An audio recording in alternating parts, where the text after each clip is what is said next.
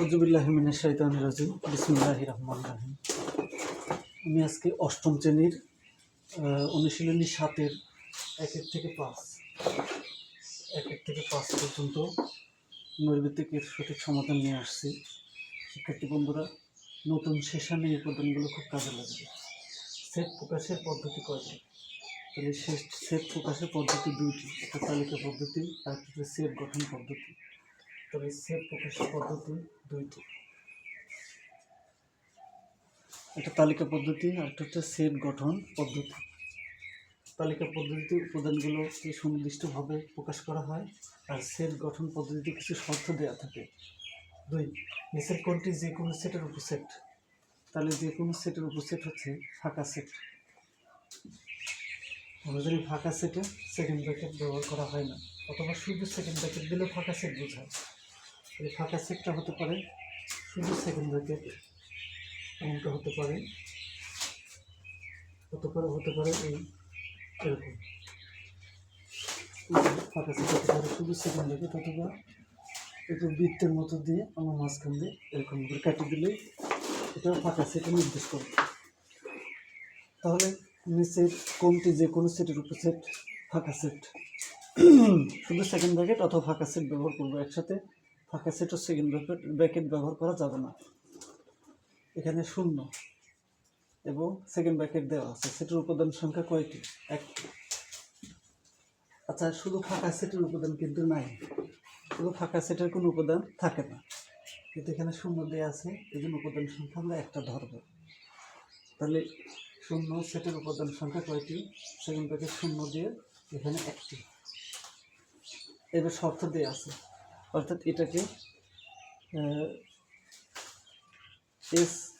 S equal to A second bracket x জোড় সংখ্যা এবং 1 less than equal x less than equal 7, অর্থাৎ x এর মান 1-এর সমান অথবা 7-এর সমান, এবং 1 এবং 7-এর ভিতরকার জোড় সংখ্যাগুলো।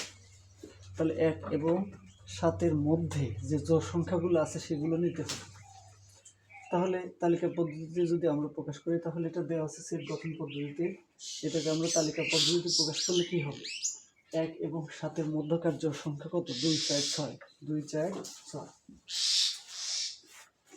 এবার হচ্ছে a সমান 2, 3, 4, b সমান 5, 7 হলে নিচের কোনটি a ইন্টারসেকশন b নিচের কোনটি? আচ্ছা, নিচের কোনটি ইন্টারসেকশন b নিচের কোনটি? যাই হোক, এখানে a এর মান কত? 2, 3, 4, b এর মান হচ্ছে 5, 7।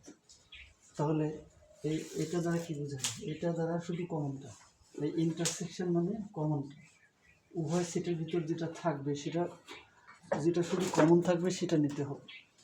তাহলে আমরা দেখি এর মান হচ্ছে এ ইন্টারসেকশন বি নির্ণয় করি।